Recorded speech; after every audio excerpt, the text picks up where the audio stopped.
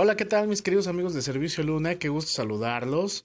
Hoy les traemos esta belleza, esta ROVER 2015, la cual nos trajeron para reparar lo que es fascia delantera, así como la pintura de los rines, la pintura de los calipers y su estética general de descontaminado, pulido, abrillantado y encerado general.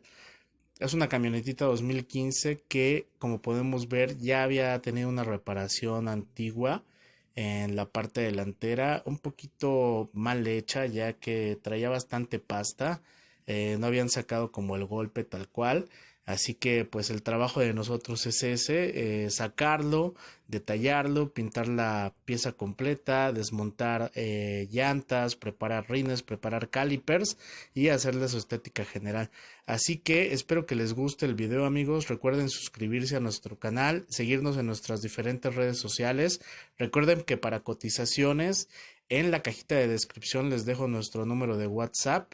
Y pues ahí estamos para servirles. Así que les mando un fuerte abrazo. Su amigo Ricardo Luna. Espero que les guste el video.